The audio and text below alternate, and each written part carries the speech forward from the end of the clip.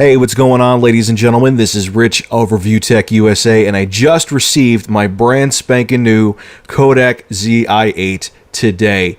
And I just filmed some footage with it in multiple resolutions. I did 1080p, 1080p without image stabilization, 720p at 60 frames per second, and 720p at 30 frames per second. And I did them all in a normal brightness situation, so you could see a real world test where you simply put your light on in your kitchen and you will have family and friends over, and you could see how this pocket camcorder will hold up. So enjoy the footage, enjoy my commentary, and leave feedback and tell me what you think of the Kodak Zi8. A full review will be coming soon.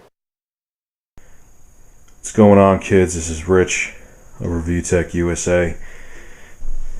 I got myself some coffee and I'm recording this now on the Kodak Zi8, which according to everybody received rave reviews. I did a lot of research and this camera got rated the highest, and when I saw it on Amazon for $99.99 brand spanking friggin' new, I couldn't resist it.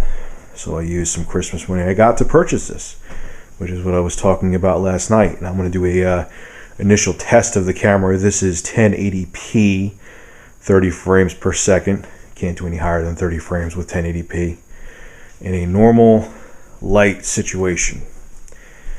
Now let's see if this thing is going to wow me or disappoint me. And then after this, we're going to do 720p, 60 frames per second. Even though you're not going to be able to see it on YouTube. Then we're going to do 720p 30 frames per second. And yeah, I'm not doing the QVGA crap, because if you're still filming in QVGA, then you shouldn't own this camera anyway. So, alright. Anyway, I'm done pacing around like a moron. Round 2. 720p 60 frames per second. Now, I was going to go right into 720p at 60 frames per second, but I did notice something that alarmed me, and I had a feeling I knew what it was. If you go back and look at the 1080p footage that was playing, if you look at the bottom portion of the screen, the very bottom, you can see that there's like blue artifacts that happen when you move the camera around. And I was right, it was the electronic image stabilization trying to straighten out the picture, and it caused a lot of artifacts at the bottom of the screen, which is not really a good thing. So after I was done filming everything, I recorded 1080p again with image stabilization disabled, and it made a world of difference. Take a look. Now this is 1080p. I'm not going to film this in every resolution, but this is 1080p without the electronic image stabilization. I just wanted to get this in there too. And I really hear this makes absolutely no difference. Some people swear it does, but most people say it makes absolutely no difference. And I noticed with a little bit of footage on this is that I think it's the image stabilization's fault. It adds some artifacts to the footage, like especially at the bottom of the picture. So I don't know what's up with that. I don't think it's obviously a hardware issue. I mean, this isn't a, old school DV tape camcorder. It's either going to record or it's not.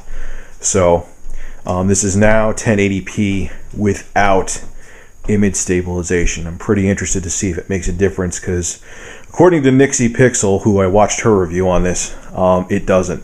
And some other people said it doesn't as well. And in most cases, I've noticed that image stabilization, if it's electronic, not optical, means nothing. But we'll see. Here is 1080p without image stabilization. Let's move on. Now, that footage had absolutely no artifacts at the bottom of the screen. That was once again 1080p at 30 frames per second with EIS, image stabilization, disabled. So let's face it, folks, electronic image stabilization is useless, and on top of it, it degrades the picture quality in 1080p. A pocket camcorder is not meant to move around that much. You're meant to just hold it still or put it on a tripod. If you walk around with it, the picture's going to be jittery anyway, whether EIS is enabled or disabled, so just don't use it. Now let's move on to 720p at 60 frames per second. Alright, here we are. I am now filming in 720p, 60 frames per second.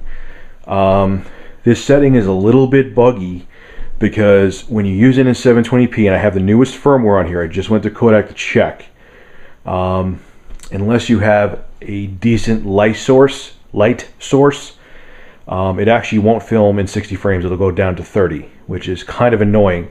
But what makes even less sense is that obviously the camera's processor can handle it, because say I start and aim at this light and then go somewhere really dark, like whatever, I can't do it right now, it'll stay at 60 frames. So obviously a bug, not a deal breaker.